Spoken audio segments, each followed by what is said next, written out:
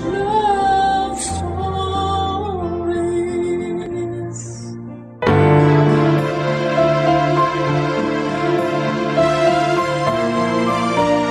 Age doesn't matter lagi ang depensang kasabihan ng mga taong pinaglalaban ang pagmamahalan nila sa taong malayo ang agwat sa kanilang edad.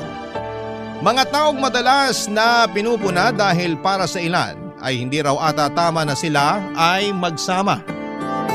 Ikaw kabarangay, nagamit mo na ba ang kasabihang age doesn't matter? Dear Papa Dudut, ako nga pala si Mengay, 30 years old. Ang aking isinulat sa kwento ay tungkol sa amin ng nanay ko. Kaming dalawa na lang ang magkasama sa buhay at matagal nang umexit sa mundong ito ang aking tatay. Yun din ang naging rason kung bakit naging sobrang close kami ni nanay, lalo na noong nagdalaga na ako. Maituturing ko siyang parang best friend ko. Nasasabi ko sa kanya lahat ng nangyayari sa akin at pinapakinggan niya ako. Ganon din ako sa kanya. Kapag may mga problema siya o dahilan ng kanyang kasiyahan, ako agad ang sinasabihan niya. Dahil nga roon kaya siguro'y wala kaming naging ibang mga malalapit na kaibigan dahil sapat na para sa amin ang pagkakaibigan namin bilang mag-ina. Hindi na namin kailangan ng ibang tao. Nasubok lang ang relasyon naming mag-ina nang magkaroon ng bagong boyfriend si nanay, Papa Dudut. Nagkaroon na rin naman si nanay ng mga boyfriend mula noong namatay si tatay. Hindi ko naman siya pinagbawalan. Gusto ko rin siyempre na mahanap niya ang the one para sa kanya. Kasi nga hindi naman habang buhay ay magkasama kaming dalawa sa isang bahay. Makakapag-asawa rin ako at kailangan ko nang bumukod pag nagkataon. Napag-usapan naman namin yun noon. Gusto ko lang din talagang maging masaya si nanay. Matagal na rin namang wala si tatay at wala nang ibang dahilan para hindi siya maghanap ng bagong kabiyak niya. Kaya lang papadudod sa lahat ng nakarelasyon ni nanay, etong pinakabago ang hindi ko po nagustuhan. Hayaan niyong ipaliwanag ko sa inyo kung bakit.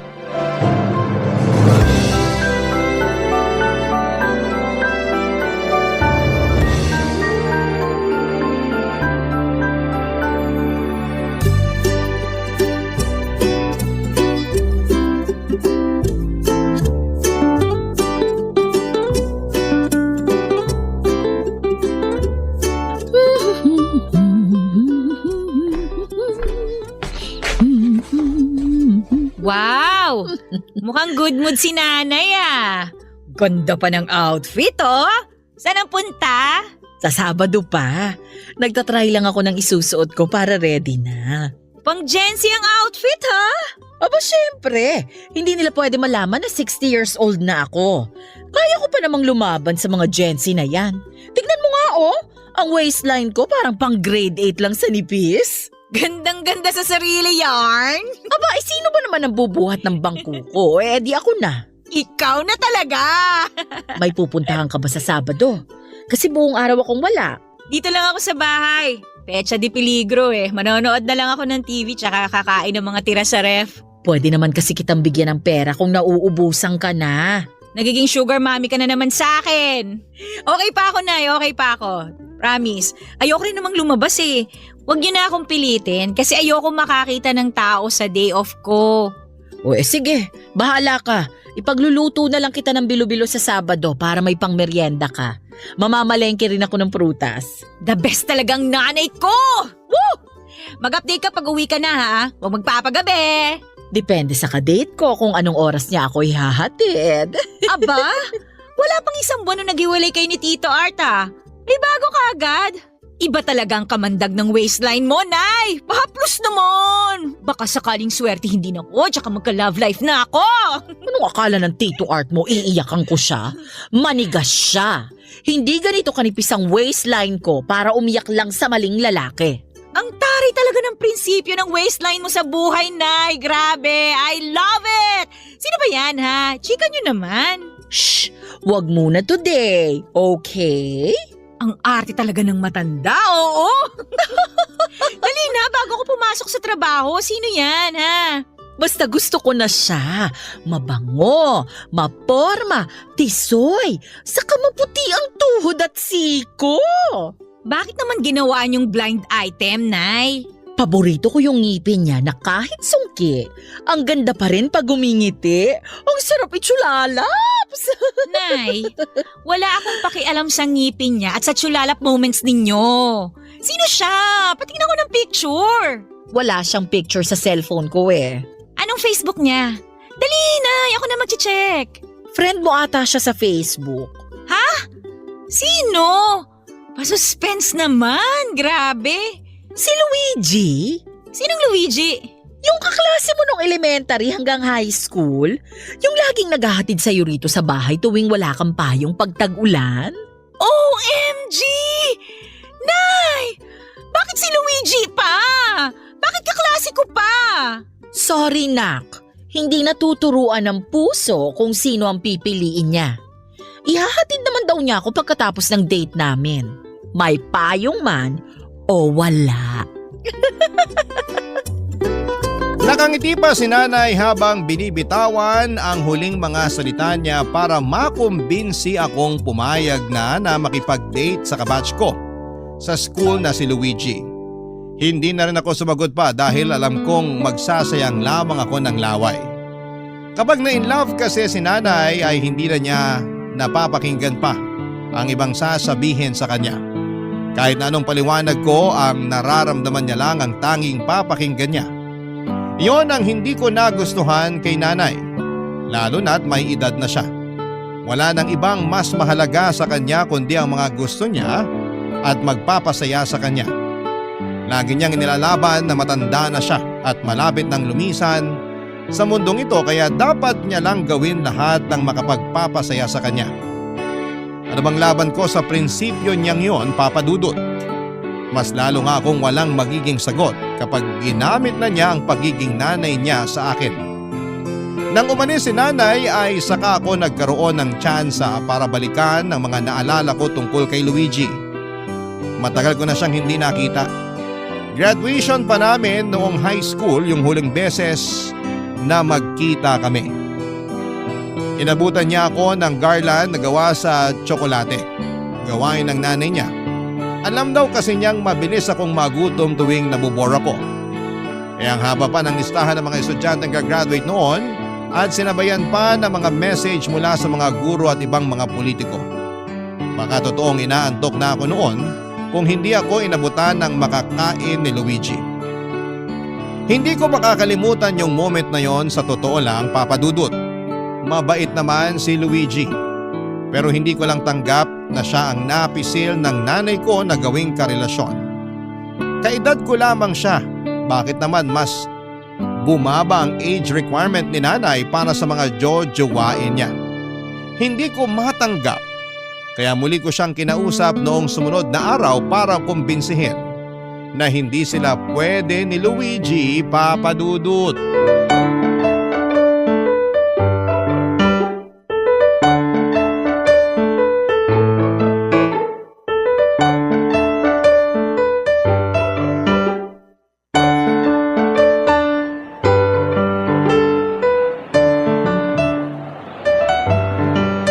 Bongga ha? Ngayon mo lang ulit ako dinate. Touch naman ako, anak. Nalipat na ba ang Mother's Day? Naging busy ka na kasi sa mga bagong kumari mo eh. Ako naman naging busy rin sa trabaho. Wala na tuloy tayong team building. Hoy, namiss ko naman itong paglabas-labas natin. Namiss ko ang bonding natin. Sulitin na natin tong araw na to para makapag-bonding tayo, Nay. Anong gusto mong pag-usapan? Kumusta ka naman sa trabaho? Okay naman, ganun pa rin. Alam mo bang may pwede akong ireto sa inyo? Ang layo na agad ng usapan. Kakasimula ko pa lang na kumustahin ka sa trabaho. Napunta na agad sa irereto. Hindi maayos ang transition, ha? Dapat kasi magmadali bago ka pa maunahan. Bakit ba napunta sa reto ang usapan? Alam mo namang hindi ko na kailangan yan dahil meron na akong Luigi na... Yung kapatid ng boss ko. Naku, Nay, biyudo yun. Mayaman. Gentleman pa. Parang si tatay. Ay, hindi ako interesado sa mga ganyan. O sige, kung hindi ka interesado sa kapatid ng boss ko, pwede rin naman yung isang katrabaho ko. NGSB yun, Nay. Wag ka. NGSB? No girlfriend since birth. Naku, Nay, maasikaso yun. Grabe. Tisoy, magkakuko sila ni tatay. Di ba? Paborito niyo mga kuko ni tatay? Anak, Teka, mukhang ayaw niyo yata ng walang experience sa relasyon ah. Marami pa ako ritong nakalista, Nay. Wait ka lang ha. Wait lang. makinig ka kaya muna sa akin. Alam ko na. Ito, hindi ko pa nakakausap pero friends kami sa Facebook nito. Laging nagpo-post na sawa na siyang maging single. Sino yan? Ay, interesado siya. Prof ko nung college, Nay. Binata pa to. Kaedad mo lang siya, tsaka balita ko, malaki ang nakuha niyang retirement pay. Hindi ako interesado sa retirement pay. Pass. Kilalanin mo muna kasi bago ka mag-pass dyan. Hindi ko na sila kailangang kilalanin. Kasi kahit iharap mo ko sa kanila, isa lang ang gusto ko. O sino yung gusto mo? Yung byudo? Yung NGSB? O yung malaki ang retirement pay? Wala ni isa sa kanila. Marami pa akong pwedeng hanapin, Nay. Mabilis lang naman sa social media eh. May mga dating app din. Pwede kitang isali sa mga yon. Send ka lang sa akin ng picture mo, Nay, ha? Ako nang bahalang mag-match sa babagay sa'yo. Hindi ka naman marunong makinig. Wala akong interes sa mga yan. Si Luigi lang ang gusto ko. Okay na ako sa kanya. Eh, baka naman kasi nagsisettle ka lang sa kanya, Nay. Huwag ganun. Hindi mo deserve na magsettle lang. Ano bang nagsisettle lang? Naswertihan ko pa nga si Luigi. Hindi yun pagsisettle lang. Anak, alam ko mahirap tanggapin ang age difference namin ni Luigi. Siguro mahirap din para sa'yo na isipin na ginawa ko yung kabatch mo. Pero masaya na ako sa kanya eh. Promise. Hindi mo masasabing masaya ka na talaga sa kanya hanggat hindi ka pa sumusubok ng iba. Sumubok na ako ng iba noon. Alam mo yan. Hindi ba't wala namang tumagal? Walang pumantay sa tatay mo. Eh di wag ka nalang magjowa dahil wala namang papantay kay tatay sa puso mo, di ba? Wala naman talaga. Oo, yun naman pala eh. So dapat single ka na forever, okay? Ayokong maging single forever. Kasi nahanap ko na yung lalaking kahit mismong tatay mo a-approve sa langit. Si Luigi yun. Anak, ngayon lang talaga ako nakaramdam ulit ng ganito. Maniwala ka. Ibigay mo na sa akin to. Eh pero Nay. Anak, umuwi na lang tayo. Baka masira lang tong plano nating magandang bonding. Tara na. Alam kong nagpasensya lang si nanay sa akin noon, Papa Dudut. Ayaw niya lang makipagtalo sa akin. Napilitan na lamang akong umuo sa kanya at naglakad lamang kami saglit sa mall para maghanap ng mga kailangan namin sa bahay. Nilibre ko siya ng ice cream para mabawasan ang inis niya sa akin na hindi niya pinapahalata. Gumanda na rin ang mood ni nanay pagkatapos noon, lalo na noong nabili na namin lahat ng kailangan namin sa bahay. Habang nasa loob ng taxi ay hindi kami nag-iimikang dalawa. Nakatutok lamang siya sa kanyang cellphone. Alam kong kausap niya si Luigi noon at hinayaan ko na lamang siya. Wala na rin naman ako magagawa pa. Ako naman yung nasira ang mood noon pero hindi ko pinahalata. Naghanap ako ng matamis na makakain sa mga pinamili namin para umayos ang mood ko. Pero hanggang sa makababa kami ng taxi ay hindi nakatulong na pagandahin ng matamis na kinain ko ang mood ko. Hindi ko naman yun pinahalata kay nanay, Papa Dudut. Nagpaalam si nanay na magpapahinga na sa kwarto. Alam kong kahit papaano ay medyo may sama siya ng loob dahil sa pagpupumilit kong ireto siya sa ibang lalaki. Hinayaan ko siyang muli. Tumambay ako sa kusina habang pumapapak ng suha na binudbura ng asukal. Sinabayan ko yon ng nagyayelong tubig. Hawak ko ang cellphone ko at chinek ko, Papa Dudut, ang Facebook ni Luigi. Inesto ko siyang saglit. Maraming ganap sa buhay niya at mukhang asensado na siya sa larangang pinili niya. Mukha rin siyang masaya. Pinost na nga rin niya ang mga date nila ni nanay. Pumait na naman ang panlasa ko dahil doon. Muli kong binudbura ng asukal ang suha. Hindi yun nakatulong, sadyang mapait na ang panlasa ko dahil hindi ko matanggap kung bakit sa dinami-rami ng mabibingwit na isda ni nanay. Ang bangos na si Luigi pa ang nakuha niya. Pero ang nanay ko, sobrang kilig na kilig talaga sa kanya. Barangay Love Stories. Barangay Love Stories. 2 taon makalipas ang pagpanaw ni Tatay Papa Dudut, ay nagkaroon po ako ng pagkakataon na makita ang mga bagong karelasyon ni Nanay. Tulad ng sinabi ko sa inyo ay hindi ko siya pinigilan. Wala akong ibang gustong mangyari kundi ang mapasaya si Nanay. May mga nakarelasyon siyang byudo. Napalapit na rin ako sa kanila na parang tatay ko na. Pero hindi rin nagtagal ang lahat.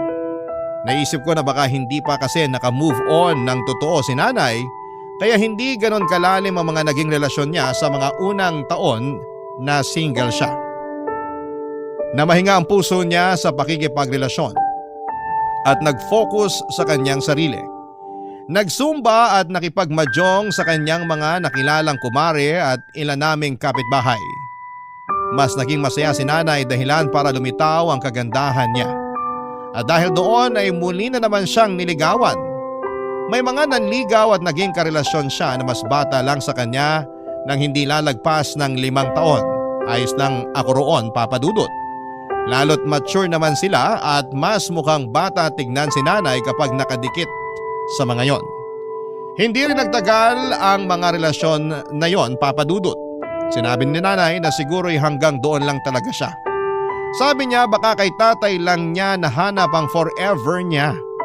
Kinumbinsi ko siya at sinabing hindi pa lang niya nahahanap ang katapat niya.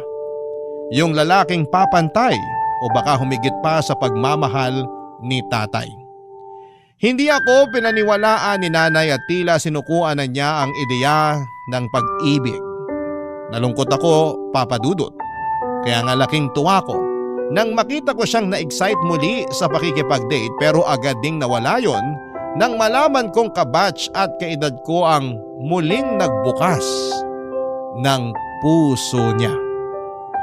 Mas lalong naging komplikado ang lahat nang makita ko siya sa kanyang kwarto at sinusukat pang muli ang wedding gown niya sa harapan ng salamin. Hindi ko sana siya pupunahin pero nakita ko kung paano siya ngumiti sa harapan ng salamin na akala mo'y ilang minuto na lang ay ikakasal na siya. At alam kong si Luigi ang nasa isipan niya ng mga oras na yon, Papa Dudut.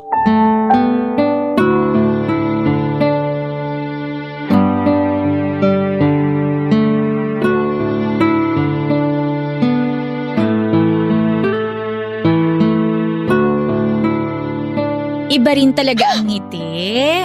Kala mo mapupunit ang mga labi. Ikaw naman talaga? Huwag ka nga manggulat dyan. Aba, pati hagik-gik parang inaral para magtunog cute ha? Inaaral ba ang hagik-gik? Hindi ka naman marunong humagik-gik ng pa-demure at cutesy, Nay. Wag nga ako ha, wag ako. Nagbabago kasi ang tao. Masama ba? Masaya lang naman ako. Ay, sana lang hindi dahil kay Luigi. Sorry, pero dahil ito kay Luigi. At dahil ba kay Luigi, kaya mo inilabas ulit yung wedding gown mo? Pwede.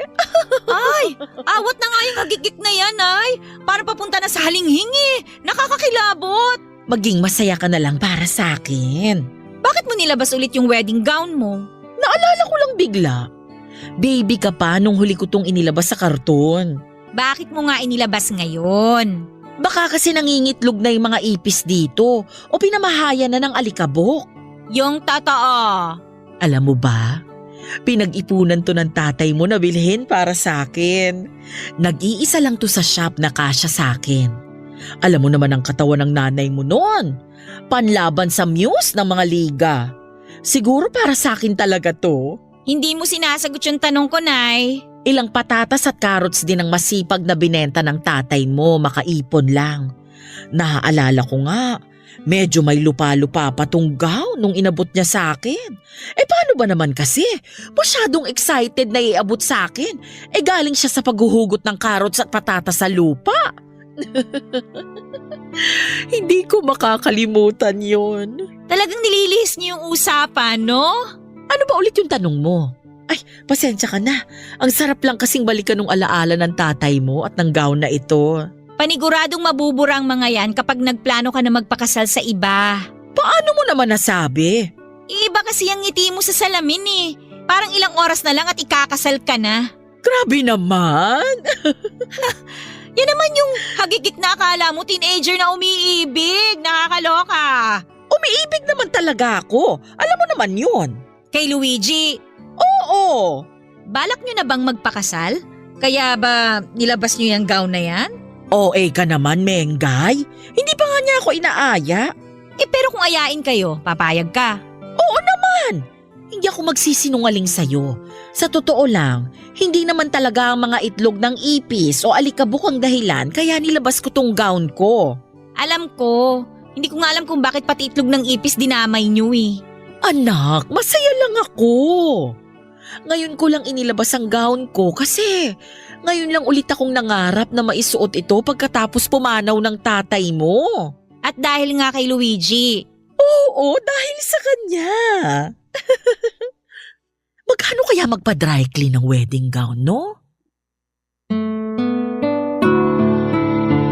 Muling binalik ni nanay ang pagkakatitig niya sa salamin habang nakapatong lang sa kanyang harapan ang kanyang wedding gown.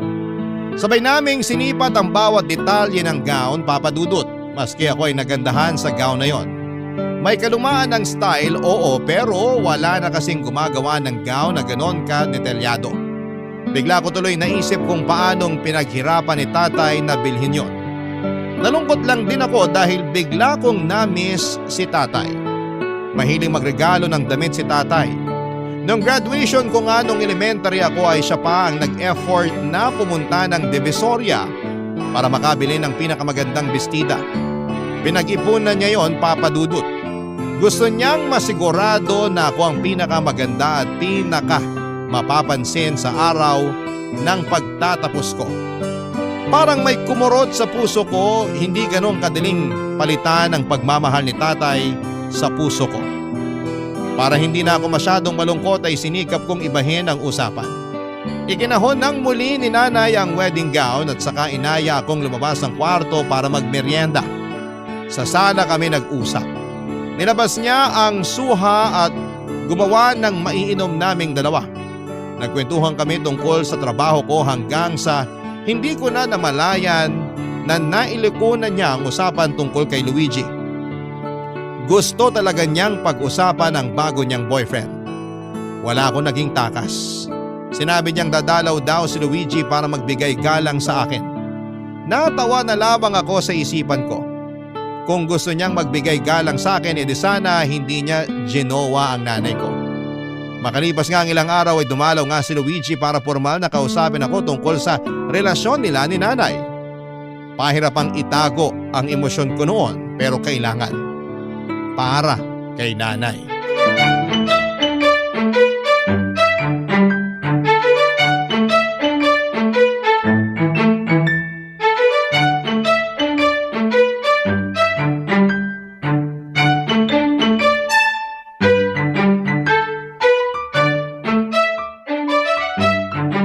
Luigi, siya si Mengay. Nay, magkaklase kami ni Luigi dati. Kahit middle name po niya at mga grade niya sa math, alam ko. Gusto ko lang namang maging formal ang lahat. Hello, Mengay. Ang tagal na nung huli tayo nagkita. Oo nga eh. Matagal-tagal na tayong hindi nagkita o kaya nagkausap man lang. Tapos gugulatin mo ko, jowa mo na pala nanay ko. Sa totoo lang, nagulat din naman ako. Hindi ko talaga alam na may in love ako sa nanay mo. Ako rin kaya. Sa ating tatlo, ako yung pinaka nagulat. Huwag na kayong makipagtalo ha. Ako ang panalo dito. Nagbibiro lang si Mengay ha. Huwag mong masyadong pansinin yan. Parang bagong hasa lagi ang dila niya ni ang talim. Huwag kang mag-alala, sanay na ako, baby. Ganyan din naman siya nung nag-aaral pa kami. Ilang teachers din namin ang pinaiyak niya. Thank you ha. Siguro hindi ko sinasadyang mapaglihian ng kutsilyo nung pinagbubuntis ko siya. Alam mo ba noon, kapag natutulog ako, kailangang may kutsilyong maliit lagi sa tabi ko. Ah, kaya pala matalas dila ni Mengay. Totoo? At matalas din ang paningin ko. Kitang-kita ko kung paano kayo maghawakan ng kamay sa ilalim ng throw pillow ha. Tigilan nyo nga yan. Kalas na, dali. Kadiri. Opo, Nay. Uy. Pasensya ka na ha. Physical touch kasi love language namin pareho ng nanay mo. Lo, hindi ba acts of service ang love language mo, Nay? Ano to? Pabago-bago? Depende sa magiging jowa? Acts of service din naman. Ang galing pa namang mang-service nitong si Luigi sa akin. Uy, baby, wag kang ganyan. Baka kung ano isipin ni Mengay sa service. Sa totoo naman Uy, bakit baby? Oh, okay ka lang, Nay? Inaatake na naman ako ng vertigo ko. Teka sandali, ihihiga ko muna ito sa kwarto. Gusto mo ba samahan kita sa kwarto?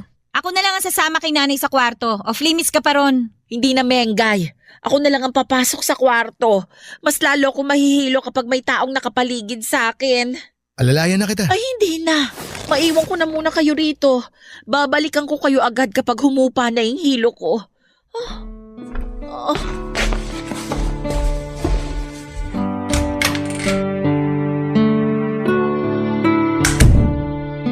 Mana ka pala sa nanay mo, no?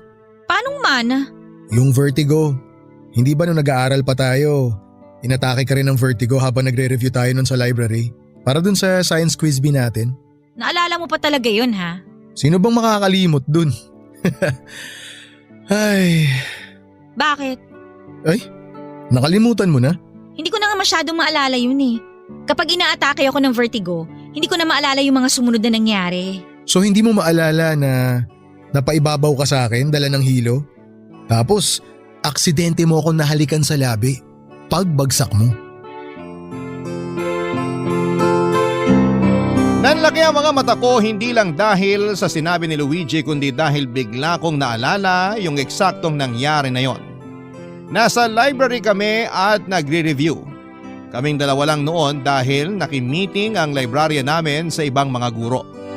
Pinagkatiwala sa amin ang library dahil maliit lang naman yon at tiyahin ni Luigi ang librarian.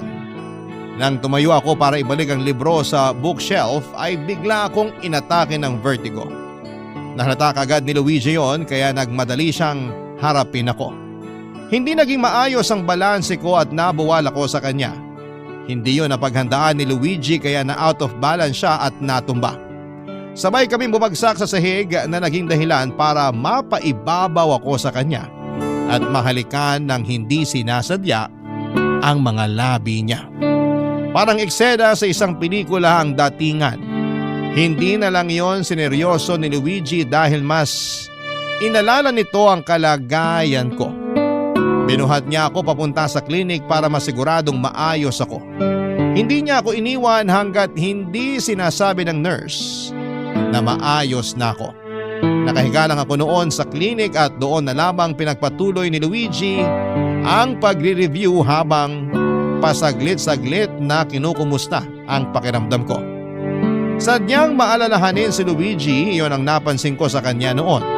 Sa tuwing nakatutok ang kanyang mga mata sa librong binabasa niya, yun naman ang pagkakataon ko para matitigan siya. At sa unang pagkakataon ay napansin kong gwapo pala siya. Mas mahaba pa ang pilik mata niya kesa sa akin. Makinis ang mukha niya, papadudot. Kahit nagaktak na ng pawis, gwapo siya talaga. At sa unang pagkakataon ay nakaramdam ako ng pagkabog ng puso ko. Hindi dahil sa vertigo ko, kundi dahil nagkagusto ko kay Luigi. Hindi niya yon nalaman. Hindi ko naman binalak na sabihin pa. Barangay Love Stories. Barangay Love Stories. Siguro parte ng pagkontra ko sa relasyon ni Nanay at Luigi yung hindi ko pagkakaroon ng tsansa kay Luigi nung nag-aaral pa lamang kaming dalawa. Kaibigan lang talaga ang naging turing niya sa akin at hindi ako natuwa doon. Lagi ko siyang nakakasama sa mga quiz bee at school projects. Lagi po kami magkasama sa isang section. Magkasama tuwing recess, pero bakit hindi niya ako napansin? Doon nga ata nagmula ang insecurity ko dahil hindi niya ako magawang tignan bilang isang babae na pwedeng ligawan o makrasyan man lang. Nagpupulbos naman ako. Mabango naman ako. Lagi naman akong nakangiti sa kanya at hindi ako nagpakita ng kagaspangan ng ugali. Pero bakit hindi niya ako makita? Lagi niya akong hinahatid sa bahay tuwing magkasabay kaming pauwi Lalo na tuwing wala akong dalang payong tuwing maulan. Tinutokso na nga kami madalas ng mga kaklase namin pero deadma siya. Iba pa rin ang nagawa. Pinili niya naligaw siya sa mas matandang mga estudyante kesa sa kanya. Hindi ko nga rin alam kung paano niya napasagot ang mga itinuturing kong ate sa school at bakit yon ang nililigawan niya at hindi na lamang ako na mas bata lang sa kanya ng ilang buwan. Lagi nga rin akong tinutokso ng mga kaibigan ko kung bakit hindi pa ako gumawa ng paraan para ligawan ako ni Luigi. Kung alam lang nila na halos lahat ay ginawa ko na para mapalapit sa kanya pero wala pa rin. Hanggang sa isang araw ay sinukuan ko na lamang ang feelings ko para sa kanya. Mula noon ay natakot na akong mapalapit sa mga lalaking nagugustuhan ko dahil natatakot akong hindi magustuhan pabalik. Na-trauma nga siguro ako ng slight nang mangyari sa amin ang mga ganon, Papa Dudut. Hanggang sa kasalukuyan ay baon ko pa rin ang trauma at insecurity na yon, lalo kapag nakaharap ako sa salamin at pinagmamasdan ang bawat mali sa itsura ko.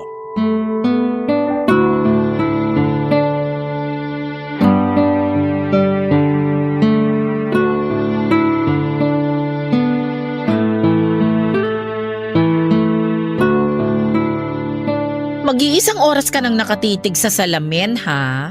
Pag yan nabasag, umorder ka ng bago. Ikaw ang magbabayad. Ang dami kasing mali. Mali saan? Sa mukha ko.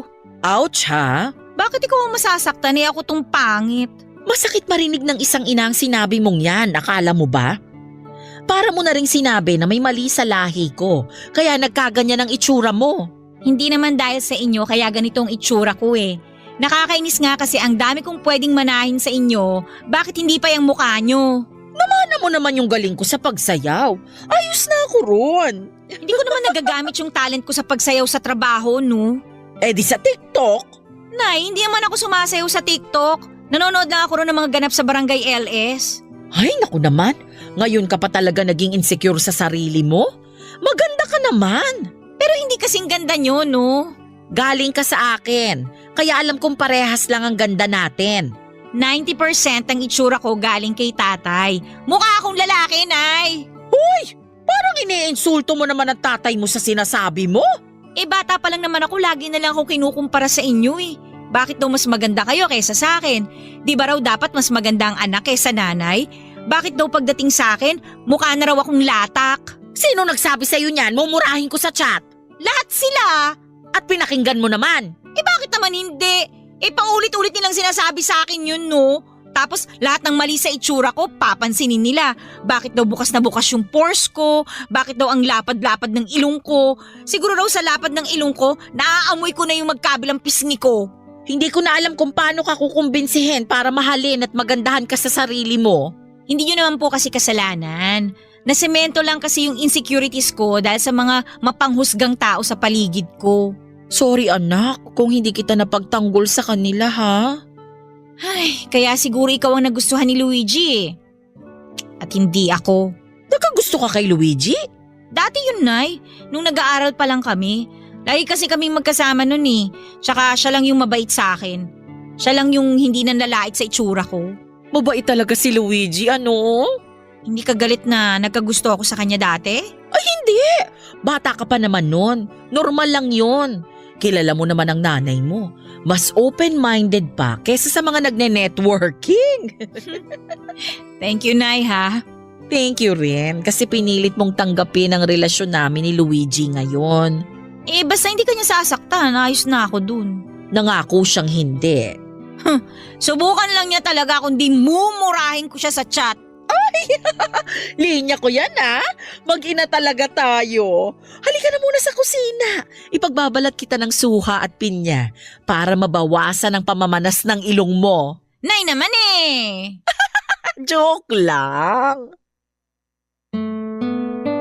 At sabay na nga kaming tumungo sa kusina para pumapak ng prutas. Yun talaga ang bonding namin mag-ina sa tuwing may sumasama ang loob sa amin. Nakagagaan siguro ng loob ang tamis ng prutas. Nakakawala ng pait ng loob. Lumuwag din ang pakiramdam ko nang sa wakas ay naamin ko na kay nanay na minsan ay nagkagusto ko kay Luigi. Siya lang ang tanging nakaalam noon. Kahit nga mga kaklase at kaibigan ko noon ay hindi nagawang sabihin ang tungkol doon.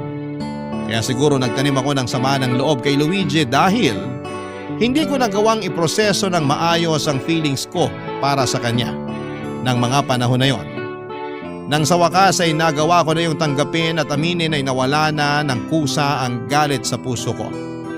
Natanggap ko nang minsan ay na-reject ako ni Luigi pero ayos na yon.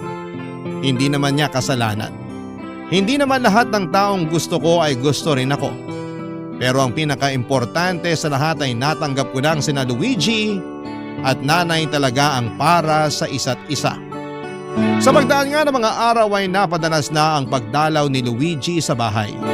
Wala na ako naging problema doon, Papa Dudut. Tulad ng magiliw kong naging pagtanggap sa mga nakarelasyon ni nanay noon, ganun din ang pinakita ko kay Luigi. Ganon talaga siguro kapag natanggap mo na ang sitwasyon. Pero kahit na ganoon ay hindi ko pa rin inamin sa kanya ang nararamdaman ko. Ang awkward naman kasi kung sasabihin ko.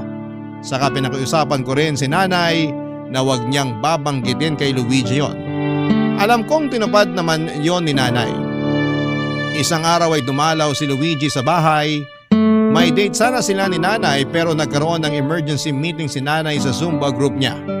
Kaya sinabi niyang asikasuhin ko muna si Luigi hanggang hindi pa siya nakakauwi.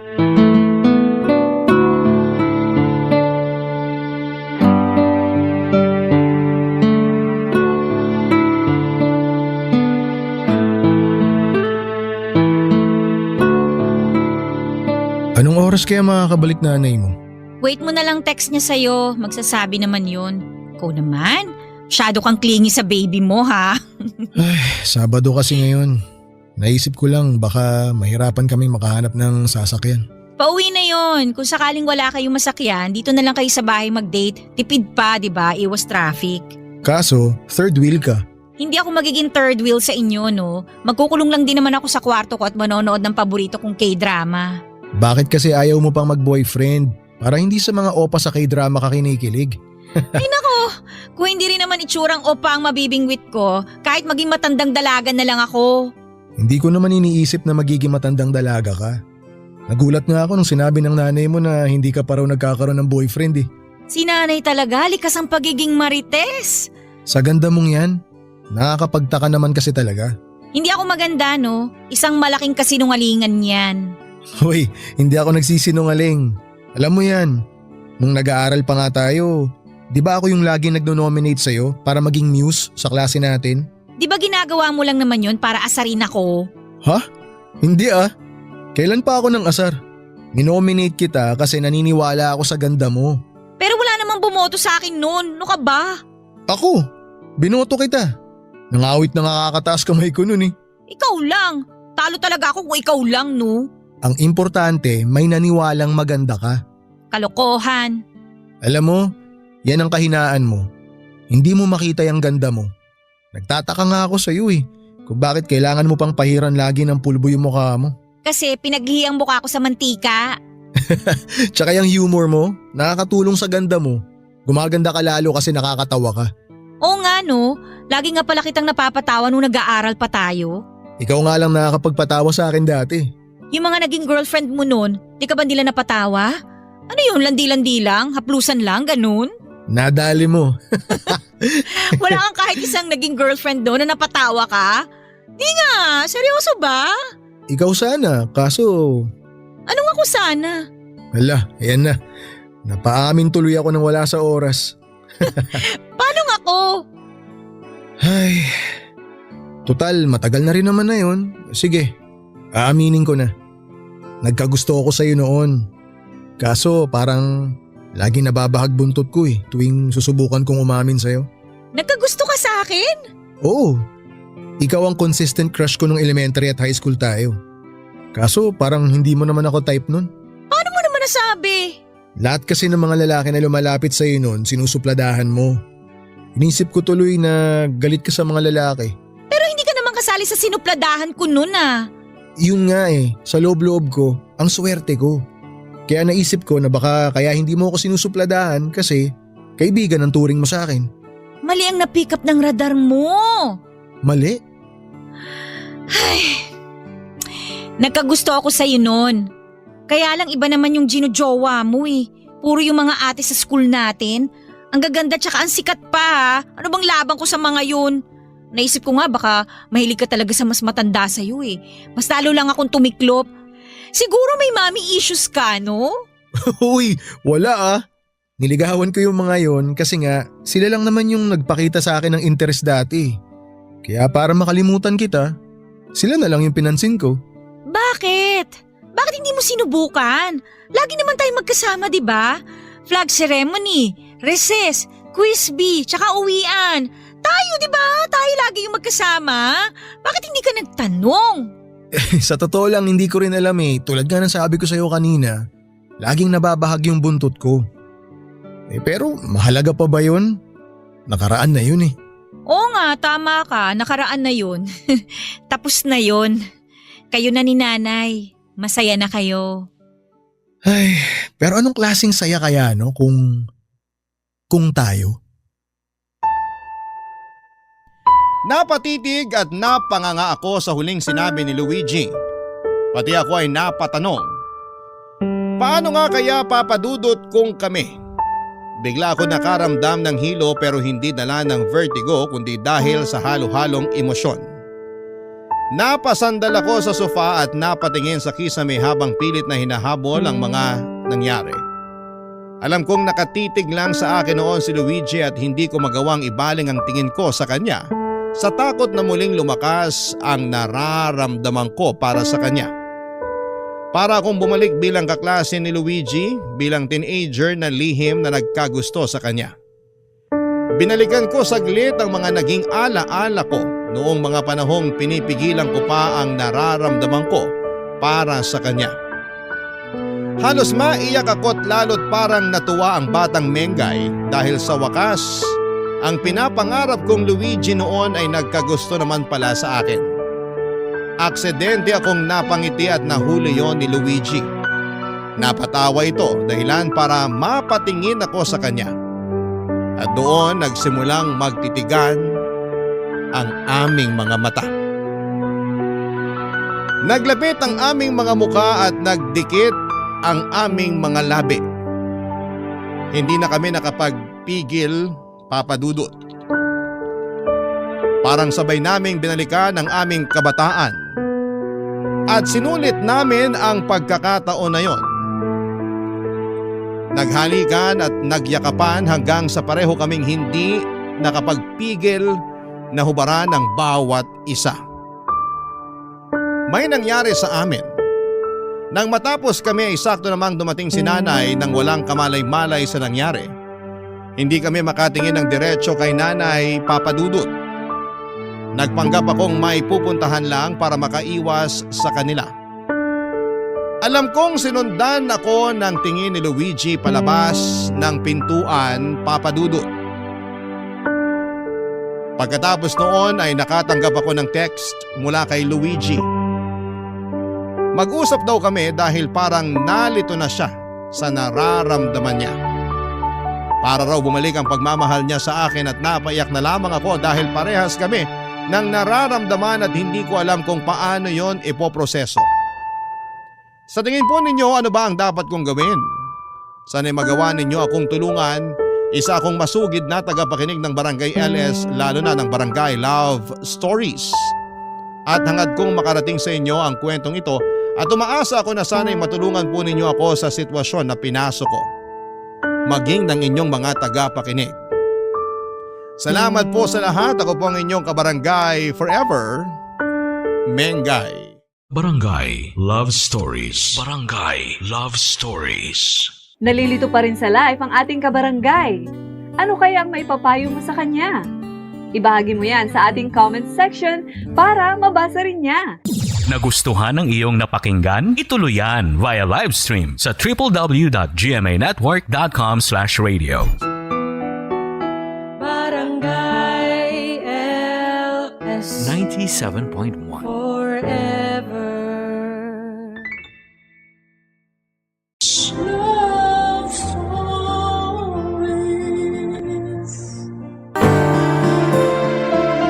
paggalang sa mga magulang ay isa sa mga utos ng Diyos na may pangako. Ibig sabihin walang swail na anak ang pinagpapala pagdating ng panahon. Ikaw kabarangay, gaano mo kamahal ang mga magulang mo? Dear Papa Dudut, meron ba kayong comfort food? Yung klase ng pagkain na kapag kinain ninyo, hindi lang kayo mabubusog kundi maibabalik pa kayo nito sa nakaraan. Ako kasi Papa Dudut ay meron. At egg sandwich yon. Pero bago ko ikwento kung bakit ay gusto ko munang bumati ng isang mapagpalang katanghalian sa inyong lahat at sa mga kabarangay natin. Ako po si Jing, 35 years old at nakatira dito sa Malate, Manila kasama ang pamilya ko. Nadiskubre ko ang programa ninyo noong pandemic nang minsan akong nakapakinig ng isa sa mga storya ninyo online. Tapos nagustuhan ko po ito kaya hinahanap-hanap ko na. Ang pakikinig sa Barangay Love Stories ang paraan ko para makapag-relax mula sa pag-aasikaso sa aking mga anak. Magsisimula ang kwento ko noong 18 years old ako, Papa Dudut. Nasa 4th year high school ako noon at kasama ko na lang sa buhay at bahay namin ng Lola Lilia ko, nanay ng mama ko at ang papa nonong ko. Wala akong kapatid. Si mama naman ay iniwan na kami noong sanggol pa lamang ako. Sumama raw siya sa boyfriend niya at nagpakalayo-layo. Hanggang ngayon ay wala akong balita sa kanya at wala na rin naman akong balak alamin kung nasaan siya o kung buhay pa ba siya. Napatawad ko naman siya sa pang-iiwan sa amin pero ayoko nang makipag-ugnayan sa kanya kung bibigyan man ako ng pagkakataon, Papa Dudut.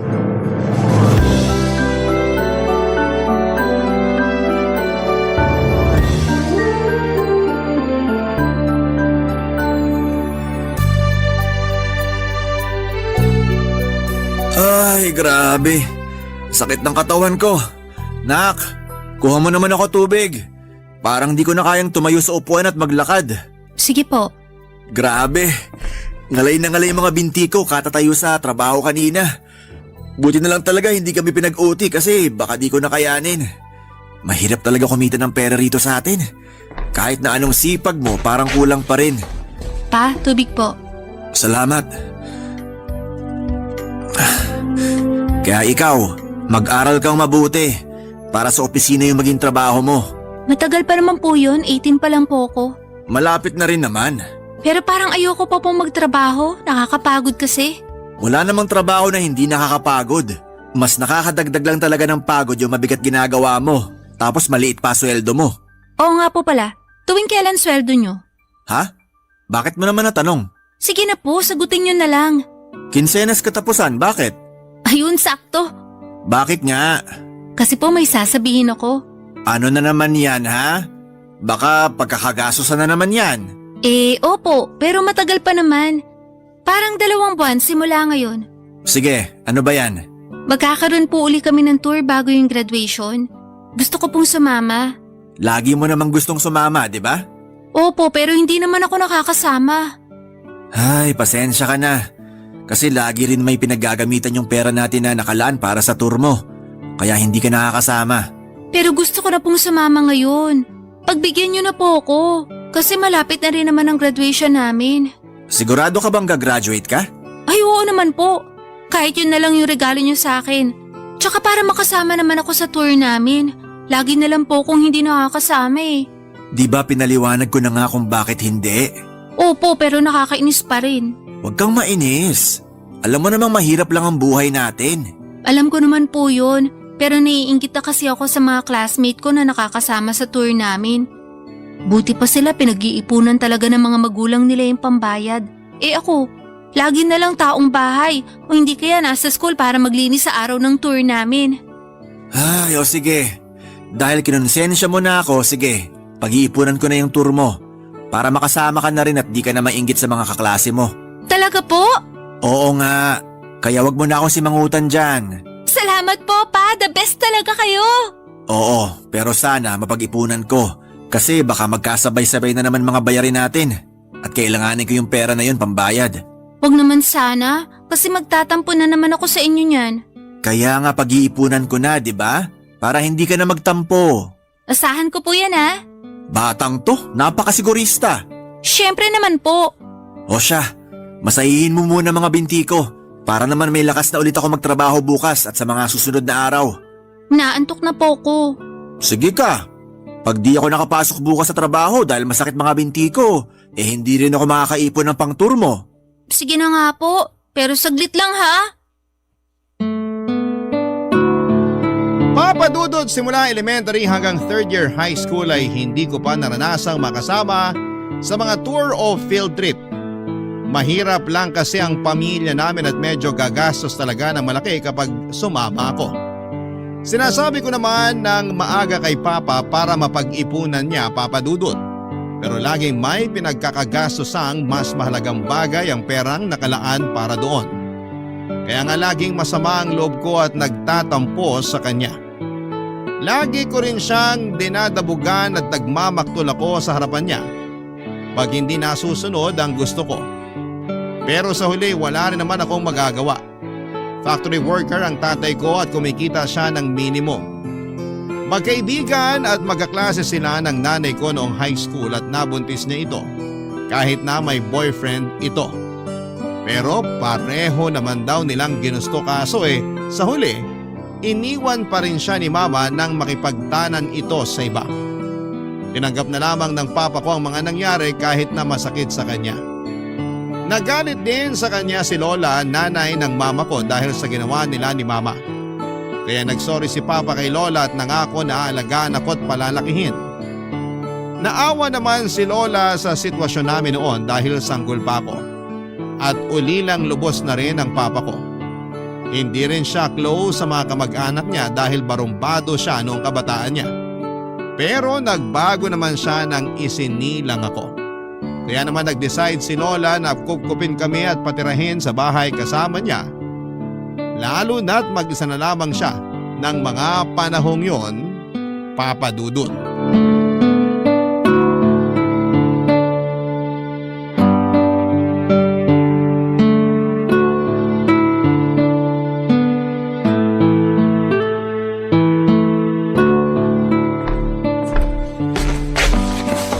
Laalis po ako. Oy! Sandali! Bakit po? Huwag mo akong maktulan. Hindi ako katulad ng papa mo na madadala mo sa pagganyan-ganyan mo. Umupo ka rito sa tabi ko. Pero aalis nga po ako. At saan ka pupunta, ha? Sabado ngayon, wala namang kayong klase. Gagawa po kami ng project sa bahay ng kaklase ko. Gagawa raw. Baka naman tumatakas ka lang sa mga gawaing bahay kaya gusto mong umalis. Hindi po, grabe naman kayo. Ano? Grabe ako? Sinisigurado ko lang na hindi ka nagsisinungaling sa amin ng papa mo. Bakit ko naman po gagawin yun? Malalaman nyo rin naman yung totoo. Mabuti alam mo. Pero seryoso, may gagawin po kaming project ngayon. Kung gusto nyo, yung classmate ko pa ang magpaalam sa inyo. Hindi na kailangan. Paalisin din naman kita, pero mag-usap muna tayong bata ka. Hindi na po ako bata, 18 na po ako, dalaga na ako. Talaga lang ha? Dalaga raw pero madalas isip bata. Tungkol saan po ba yung pag-uusapan natin? Nalaman ko na gusto mo raw sumama sa tour ninyo. Opo, nakwento po sa inyo ni Papa? Oo. At nakwento rin niya yung sinabi mo sa kanya na pag hindi ka nakasama, magtatampo ka raw sa kanya. Tama ba yun? Ay, syempre. Nakakatampo naman po na lagi na lang akong hindi nakakasama sa tour namin. Simula elementary hanggang third year high school. Kaya ka naiinggit sa mga kaklase mo, ganon. Opo. Alam mo naman ang sitwasyon ng buhay natin, di ba? Alam ko naman po, pero… Alam mo naman pala, pero bakit ganyan ka pa rin mag-isip? Hindi naman po sa ganun. Hindi raw sa ganun, pero para ka pa rin bata na hindi naiintindihan ng sitwasyon ng pamilya natin. Baka nakakalimutan mo na kulang na lang magkanda-kuba kami ng papa mo sa pagtatrabaho para maitaguyod ka lang. Hindi ko naman po nakakalimutan yun. Kaya nga nag-aaral ako ng mabuti para masuklian ko yung pagsasakripisyo nyo. Dapat lang na mag-aral ka ng mabuti. Kasi maswerte ka dahil nakakatungtong ka sa eskwelahan. Marami dyan ang mga kaedad mo yung mas pinipiling pagtrabahuhin ng mga magulang nila kaysa pag-aralin. Nagtatrabaho rin naman po ako Diba tinutulungan ko nga po kayo sa pagtitinda? Oo, sa tuwing wala kang klase. Pero nitong nakaraan napapansin ko ha, lagi ka na lang umaalis tuwing Sabado at Linggo. Katulad ngayon, aalis ka na naman. Mahalaga naman po yung pupuntahan ko. Kanina ko pa sinasabi na gagawa nga po kami ng project ng mga classmate ko kaso parang hindi nyo naman naiintindihan. Anong sinabi mong bata ka? Hindi na nga po ako bata. Naiintindihan ko na po yung sitwasyon ng buhay natin. Sabi nyo nagkakanda ko ba na kayo ni Papa sa pagtatrabaho para maitaguyod ako. Ibig sabihin, kasama rin po doon yung maibigay nyo sa akin yung mga gusto ko. Anong pinagsasasabi mo? Saan mo yan natutunan? Naisip ko lang po. Kasi may iba akong kaklase na katulad din natin yung buhay pero nakakasama naman sila sa tour. Hindi mo dapat kinukumpara ang buhay natin sa buhay nila. Tsaka kung gusto mo talagang sumama sa tour na yan, tulungan mo kami ng papa mo sa pagtatrabaho. Hindi yung pagsasalitaan mo kami ng ganyan. Para kang hindi nag-aaral. Papa Dudut, aminado naman ako na may pagkatamad ako sa bahay namin at mahirap utusan. Kaya madalas ay nagagalit sa akin ang lola ko lalo na at may pagka-strikta siya. Mabait naman siya pero lamang lang talaga yung pagiging mataray niya. Lagi rin niya akong pinapangaralan na huwag maging swail na anak dahil ayaw niyang kalakhan ko yon. Wala raw kasing mararating ang mga anak na hindi marunong rumespeto sa mga magulang. Kaya dala-dala ko pa rin ang pangaral niyang yon magpahanggang sa ngayon. Tindera ng mga gulay ang lola ko at kasama niya ako sa paglalako ng mga ito sa palengke at sa ibang mga barangay. Pero kapag nasa school na ako ay mag-isa na lamang si lola na nagtitinda. Bilib talaga ako sa kanya, Papa Dudut, dahil sa edad niyang 58 ay may lakas pa rin siya na katumbas ng 10 kabayo. Kaya nga kahit nagdadalaga na ako noon, ay napapalo pa rin niya ako. Minsan nagagalit at nagtatampo ako kay lola dahil masungit siya sa akin. Pero alam ko at ramdam ko naman na mahal niya ako katulad ng pagmamahal sa akin ni tatay.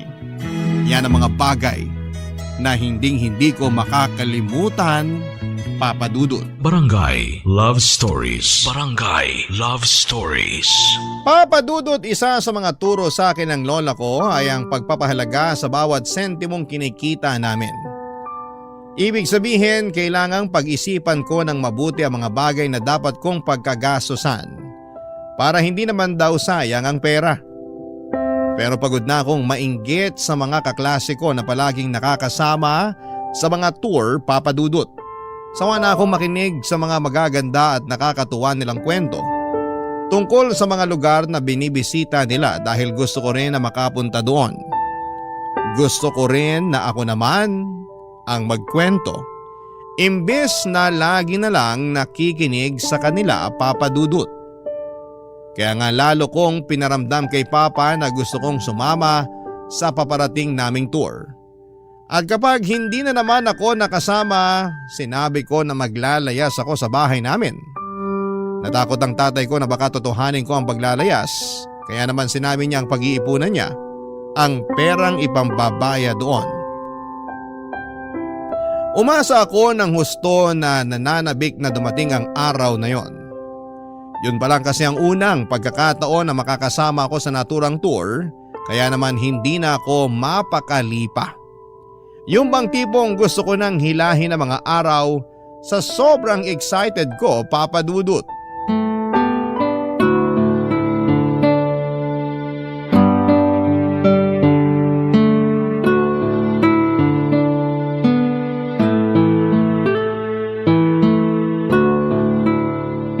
Pa, sa susunod na linggo na po yung tour namin.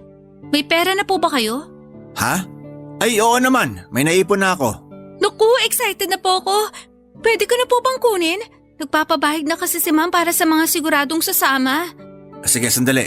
Kunin ko lang sa wallet ko. Oh, ito na anak. Ay, bakit sakto lang po ito? Anong ibig mong sabihin? Wala na po ba kayong pera para may pasobra naman? Said na yung wallet ko. Wala na akong pera rito. Ano ba yan? Kulang po to. Paano magkukulang yan sabi mo sakto na yan? Ang ibig ko pong sabihin, pambayad lang to sa tour. Wala pa po rito yung baon ko at pocket money. Pwede ka namang magbaon ng kanin at ulam dyan. Tsaka bakit kailangan mo ng pocket money? Siyempre, baka may bibilhin po ako dun sa mga lugar na pupuntahan namin. At saka gusto ko masarap naman po yung ulam ko. Hindi yung lagi nalang itlog, isda at gulay katulad ng inuulam ko sa school. Napakagastos mo namang bata ka. Hindi na po ako bata. Kainis kayo ni Lola. Lagi niyo akong sinasabihan ng ganyan. Para sa amin ng lola mo, bata ka pa. Kasi parang bata ka pa rin mag-isip. Ewan ko sa inyo. Anong ewan mo sa akin? Aba, Jing, hindi ko gusto yung ugali mo at mga pasagot-sagot sa akin, ha? Lagi niyo naman pong hindi gusto ni Lola yung ugali at pagsagot ko eh. Minsan naiisip ko hindi niyo talaga ako gusto kaya ganyan sinasabi niyo sa akin. Hindi totoo yan. Nag-aalala lang kami ng lola mo kasi hindi tama yung ginagawa mo. May anak bang ganyan sumagot sa magulang at lola niya? Tapos di ka na nga nagpasalamat sa akin dyan sa perang binigay ko pang bayad sa tour mo. May bago ka na namang hinihingi. Dapat po kasi pati yung perang pambili ko ng baon tsaka pocket money, pinag-iipunan niyo rin. Ano ka mo? Maiisip ko pa ba yun? Kailangan din natin magbayad ng iba nating gastusin dito sa bahay? Yung pagkain natin, sa kuryente tsaka sa tubig. Minsan lang naman po ako sumama sa tour. Kaya wag niyo na pong isumbat sa akin yung mga bayarin natin. Hindi ko lang mapigilan kasi parang nakakatampo ka naman. Magtatampo kayo sa akin tapos magsusumbong na naman kay Lola. Anong magsusumbong pinagsasasabi mo dyan? Pinagalitan niya kaya ako tungkol sa sinabi ko sa inyong gusto kong sumama sa tour namin. Hindi pagsusumbong yon. Nagtanong lang yung lola mo kung bakit napapadala sa pag-overtime ko sa trabaho. Kaya sinabi ko na nag-iipon ako pambayad sa tour mo. Kahit na, pinagalitan pa rin po ako ni Lola at kasalanan niyo yon. Paanong naging kasalanan ko pa? Pambihira ka namang bata ka? Basta, pag-ipunan niyo uli yung pambaon ko tsaka pocket money kasi kailangan ko po yon. Oo, sige na. Pag-iipunan ko ulit. Sa susunod na linggo pa naman yung tour nyo na yan, di ba? Opo, salamat po. Papa Dudut, masayang-masaya nga ako nung ibigay na ni Papa ang perang pambayad ko sa aming tour. Alam ko kasi sa sarili kong totoong-totoo na yon. Na sa wakas ay makakasama na ako at hindi na lamang basta makikinig sa kwento ng mga kaklase ko tungkol sa kung gaano kaganda ang lugar na pinuntahan nila. Hindi nagtagal ay ibinigay na rin sa akin ng papa ko ang perang para meron akong pang pocket money. Kasama na rin doon ang pambili ko ng baon. Siyempre hindi mawala-wala ang paborito kong egg sandwich na ginawa mismo ng lola ko. Kahit na naiinis sila sa akin ni Papa sa pagiging demanding ko, alam kong mahal nila ako at hindi nila ako matitiis. Noong araw na dumating nga ang tour namin, hinatid ako ni Lola sa school kahit na sabi ko ay kaya ko naman. Pero pinilit niya ako kasi hindi pa siya tapos magbilin ng mga dapat at hindi ko dapat na gawin. Nag-alala kasi siya sa akin kahit na malaki na ako. Kaya nga thankful talaga ako na kahit wala akong nanay ay meron naman akong lola at papa na nag-aalaga sa akin ng mga panahong yon. Oo, may mga pagkakataon pa rin na napapatanong ako sa sarili ko kung anong pakiramdam na magkaroon ng nanay katulad ng mga kaklase ko. Marami kasing bagay na hindi kayang gawin ng tatay ko na mga nanay lamang ang nakagagawa. Tulad ng pagtatali ng buhok ng maayos, paghahanda ng baon at kung ano-ano pa. Buti na lang talaga at nandyan si Lola kaya kahit papaano ay napupunan niya ang pangangailangan kong yun, Papa Dudut.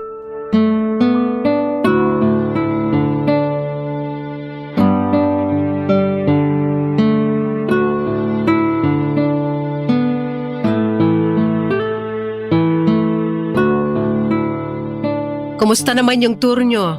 Naku, sobrang saya Paula. Ang gaganda dun sa mga pinuntahan namin. Hanggang ngayon hindi pa rin ako makapaniwala na kasama na ako sa tour. Magpasalamat ka sa tatay mo. Kasi kung hindi dahil sa kanya, hindi ka makakasama dyan. Nagpasalamat ako kay Papa. Okay na po yun. Oo nga, pero hindi ko lang mapigilan ang sarili ko na maawa dun sa tatay mong yun. Napakasipag kasi. Kahit napapagod na siya sa pagtatrabaho, tuloy-tuloy pa rin siya sa ginagawa niya kasi nga, desidido siya na makasama ka rin dun sa tour nyo. Opo, kaya masayang-masaya nga po ako. Pero napansin ko po, laging dinadaing ni Papa na sumasakit daw yung tiyan niya. Nasabi po ba niya sa inyo? Oo. Alam niyo po ba kung bakit? Sinabi niya wag ko na raw sabihin sa'yo kasi baka mag-alala ka raw. Mas lalo po ako mag-aalala kung hindi niyo sasabihin sa akin. Naisip ko nga na karapatan mo ring malaman lalo na tatay mo yun. Kaya nga sabihin niyo na po. Nung nagpa-check up siya, lumabas na nagka-ulcer siya. Kaya madalas na sumasakit yung tiyan niya. Pero wag ka na masyadong mag-alala kasi niresetahan naman na siya ng gamot. Bakit naman po siya nagka-ulcer? Hindi po ba siya kumakain sa tamang oras? Ganun na nga. Minsan hindi pa siya kumakain. Inamin niya sa akin yon kaya lalong lumala yung sakit niya. Bakit po? Kasi nagtitipid siya. Yung pera na pambili niya ng pagkain, niipon niya para maibigay sa'yo. Pambili ng baon at pang pocket money mo.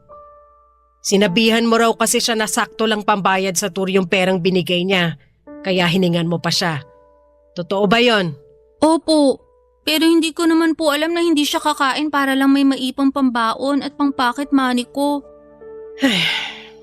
Hindi naman kasi tayo mayaman. Yung buhay natin di katulad ng mga kaklase mo na dalawang magulang nila yung naghahanap buhay. Oo, natutulungan ko ang papa mo sa pagtitinda ng gulay. Pero hindi naman pare-pareho yung kita ko. May mga araw na malakas, pero mas marami yung matumal. Tsaka, tumatanda na ako.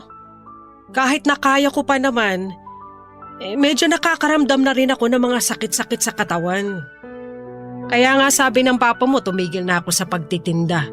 Ako naman yung may ayaw kasi gusto kong tumulong sa kanya dahil kawawa naman siya. Siya lang yung nagtatrabaho para sa pamilya natin. Dahil sa sinabi niyo parang nakonsensya naman po ako. Hindi ko sinabi yon para yan ang maramdaman mo. Gusto ko bumawi ka sa kanya kahit na sa mga maliliit na bagay na hinihingi niya. Tulad ng pagpapamasahe sa binti niya pag nangangalay siya. Pero mali pa rin yung inasal mo sa papa mo, ha? Dapat mas naging mapagkumbaba ka. At hindi yung lagi mo siyang minamaktulan. Alam ko naman na alam mo ang sitwasyon ng buhay natin. Kaya sana mas maging maunawain ka. Lalo na sa ama mo kasi ginagawa naman niya lahat para maibigay lang sa'yo yung maayos na buhay. Balang araw maiintindihan mo rin at pasasalamatan mo siya. Salamat po kasi sinabi niyo sa akin yung mga pagsasakripisyo niya. Lalo na para lang makasama ako sa tour namin. Tsaka sa inyo na rin kasi kahit lagi niyo akong pinagagalitan, alam ko na mahal niyo pa rin ako. Siyempre, apo kita kaya mahal kita. Ikaw na lang yung alaala na meron ako mula sa nanay mo simula nung umalis siya. Kaya nga nangako ako noon sa sarili ko na aalagaan kita. Kaya sana wag ka na rin masyadong maldita. Opo, sorry po ulit. O siya, tama na yan.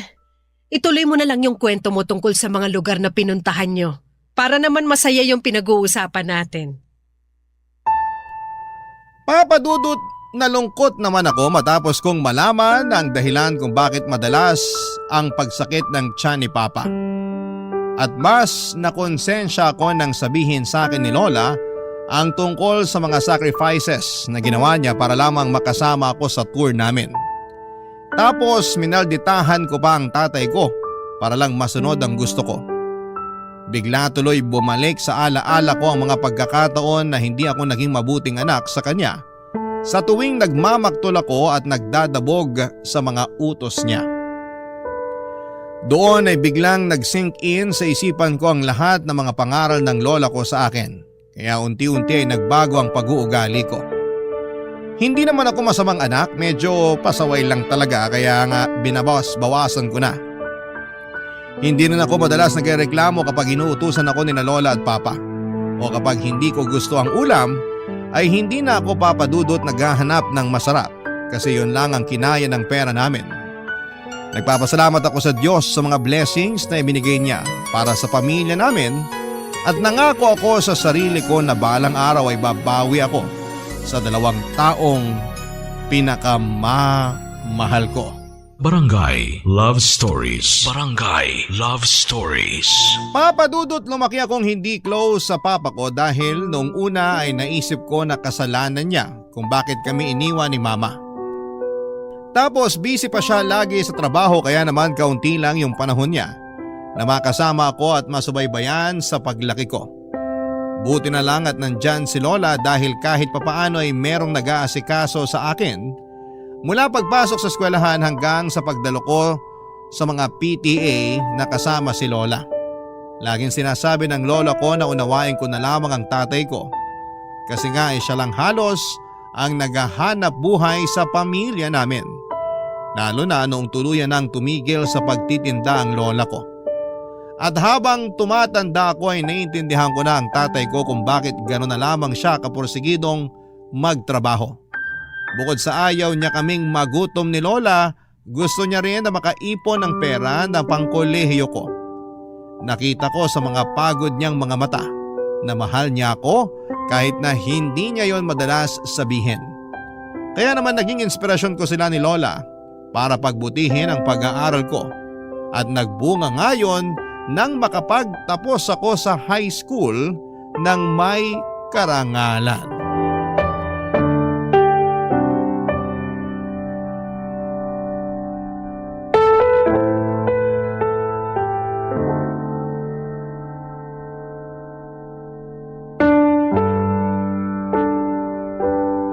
Naku, ang galing-galing naman ang apo ko. Congrats na! Kasi may medalya ka nung graduation mo. Masayang-masaya kami ng lola mo kasi alam namin nag-aral ka ng mabuti para lang magkaroon ka ng ganong karangalan. Yung totoo, para po sa inyo ni Lola yung karangalan kong yon, pa. Bakit para sa amin? Hindi naman kami yung pumasok sa eskwelahan at nag-aral. Oo nga, nagtrabaho lang naman kami tapos lola mo lang yung nag-aasikaso sa'yo. Hindi naman po kasi literal na kailangan yung pumasok sa eskwelahan katulad ko. Kayo na po ang may sabi na nagtatrabaho kayo. Tapos si Lola naman yung nag-aasikaso sa akin. At kaya nga po ako nagsikap makagraduate ng may medal kasi kayo po yung inspirasyon ko. Kung hindi po dahil sa sipag nyo para lang mabigay sa akin lahat ng pangangailangan ko, hindi po ako makakapag-aral. Salamat po talaga. Walang anuman yon. Anak kita at mahal kita. Mahal ko rin po kayo. Nakakatuwa naman tignan ng sweet yung mag-ama. Salamat din po sa inyo kasi lagi nyo akong inaasikaso. Walang anuman yon. Tsaka maliit na bagay lang yon. Hindi po maliliit na bagay yon kasi kahit malaki na ako, nandyan pa rin kayo para gumabay sa akin at mangaral. Kaya nga kahit wala na akong nanay, hindi ko naman naramdaman na napabayaan ako. Iba rin mag-alaga ang lola mo. Kahit ako nga inaasikaso rin niya na para bang tunay na anak. Ano ka ba naman? Sa tinagal-tagal ng pagsasama natin dito sa bahay, paanong hindi kita tatratuhin parang tunay kong anak? Mabait ka at mabuti kang magulang kay Ching. Tapos nakita ko rin sa iyo yung determinasyon na mabigyan siya ng maganda at maginhawang buhay kahit na mahirap lang tayo. Doon pa lang napahanga mo na ako. Kaya sabi ko sa sarili ko, aalagaan din kita katulad ng pag-aalaga ko sa apo ko. Salamat po, Nay. Nararamdaman ko na meron akong magulang sa katauhan nyo. Hindi talaga ako nagkamali na pinatira ko kayo mag-ama sa bahay ko noon. Kasi simula nung iwan ako ng anak ko, pakiramdam ko na wala na rin ako ng rason na mabuhay. Siya na lang kasi yung meron ako pero nawala pa rin siya sa akin. At kasalanan ko po yun. Pakiramdam ko, ako yung nagtulak sa kanya para iwanan kayo. Habang buhay po akong hihingi ng tawad sa nangyari. Napatawad na kita, tsaka tapos na yon. Hindi na ako galit sa'yo. Malaki na rin naman yung anak ko. May isip na siya para malaman ng tama at mali. Alam ko na alam niya ang ginawa niya ng araw na yon.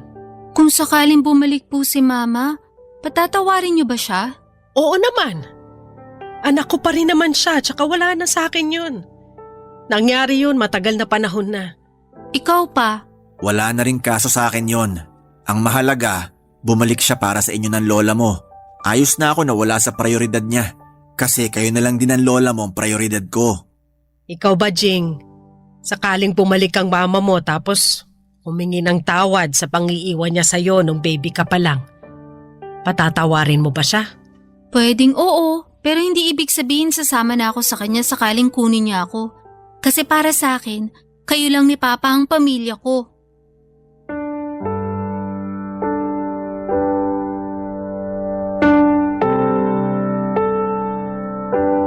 Papadudot lalo kong napatunayan na hindi lang mabait ang papa ko.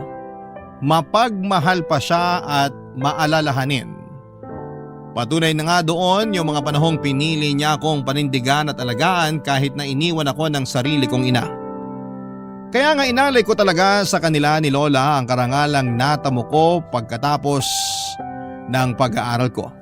Sinabi ko rin sa kanya na gusto kong tumulong sa pagtatrabaho habang nag-aaral kaya nag-working student ako, Papa Dudut.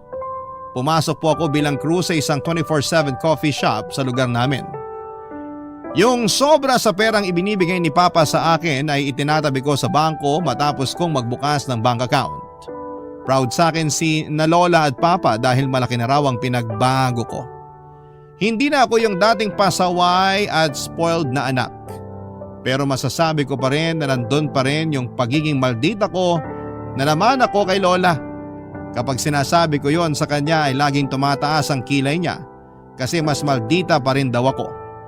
Natatawa na lamang ako kapag naaalala ko yon at kahit nga college na ako noon ay lagi pa rin akong ginagawa ng baon ng lola ko.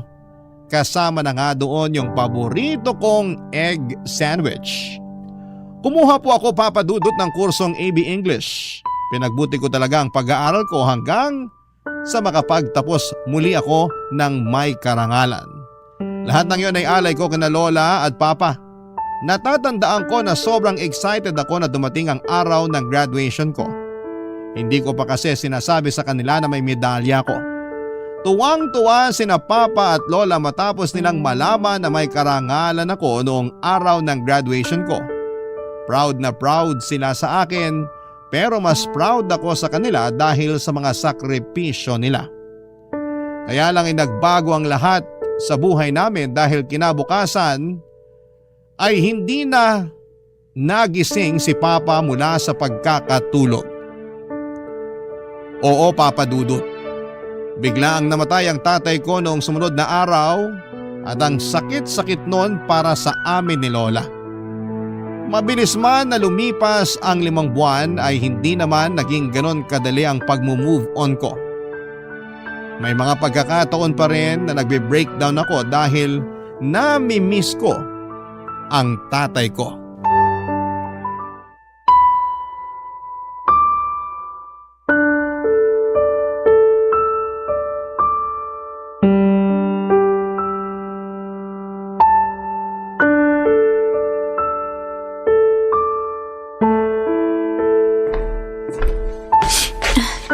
Umiiyak ka na naman ba, Jing? Sorry La, hindi ko lang mapigilan. Namimiss ko lang si Papa tapos baka malapit na rin ang period ko kaya ito na naman yung hormones ko. Ayos lang yun. Namimiss ko rin naman ang papa mo eh. Bakit naman po kasi ganun? Anong bakit ganon? Kasi kinuha siya agad sa atin ng ganun kabilis. Parang ang saya-saya lang natin ng graduation ko tapos kinabukasan biglang wala na siya. Hindi ko rin alam kung paano sasagutin yung tanong mo kasi ako mismo naguguluhan din. Hindi ko pa nga naibabalik sa inyo lahat ng magaganda at mabubuting bagay na ginawa niyo sa akin para lang makapagtapos ako sa pag-aaral. Paano ko na po gagawin yun kung wala na si Papa? Ang daya, ang sakit-sakit po. Sigurado ako kung saan man naroroon ang papa mo proud na proud siya sa'yo. Hindi po ba pwede na dito muna siya sa atin para magkakasama tayo? Ayoko kasi na malayo siya sa atin, nalulungkot po ako. Nalulungkot din ako pero ganun talaga ang buhay. Hindi natin masabi. Akala mo ayos lang yung isang tao pero nalalabi na pala yung mga araw na kasama natin siya sa mundo. Diyos lang ang nakakaalam kung kailan niya tayo kukunin. Pero ang hirap lang kasi wala man lang senyalis. Yung iba kahit paano nakakapagpaalam pa pero ako ni hindi nabigyan ng pagkakataon para magawa yun kay Papa. Wala na tayong magagawa, kundi tanggapin na lang talaga yung nangyari kahit masakit. Alam ko ayaw din naman ni Nonong na habang buhay tayo magluksa sa pagkawala niya. Lalo ka na nagsisimula pa lang sa buhay may trabaho mo. Alam ko naman po yun, pero nahihirapan pa rin ako makausad. Mabuti na lang nagiging busy ako kapag nasa trabaho. Kahit paano, nakakalimutan ko yung pagkawala ni Papa.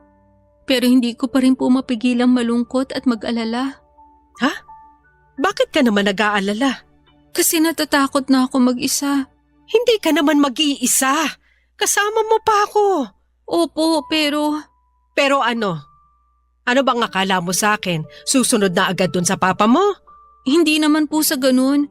Pero bigla ko lang naisip kasi Kasi matanda na ako. Sobra ka naman sa akin. la naman eh. Huwag ka na kasi masyadong mag-alala dyan. Dahil magsasama pa tayo ng matagal. Iniingatan at inaalagaan ko naman ang sarili ko kasi gusto ko pa mabuhay ng matagal. Lagi rin ako nagdarasal sa Diyos na sana wag muna niya akong kunin para may makasama ka pa. Ako rin, yun din ang lagi kong dasal. Kasi marami pa po tayong gagawin na magkasama. O yun naman pala Kaya wag ka na mag-isip ng kung ano-ano dyan. Basta tandaan mo, hanggat nandito ako, hindi ka mag-iisa. Hanggat nabubuhay ako, merong kang makakasama. Baka maiyak na naman ako niyan. Ikaw talaga? Tahan na! Lagi ka na lang umiiyak. Ayaw ng papa mo niyan. Gusto niya kahit wala na siya, lumaban ka pa rin. Magpakatatag ka. Dahil may maganda pang buhay na naghihintay sa'yo sa hinaharap. Papa Dudut, alam ko na may mga araw na malungkot. Meron din na masaya. At hindi naman palaging mabigat ang nangyayari dahil meron ding mga araw na magaan. At kapag nakakaramdam ako ng lungkot sa tuwing naaalala ko ang pagkawala ng papa ko ay lagi ko na lamang iniisip ang mga masasayang alaala na kasama ko siya noong nabubuhay pa siya.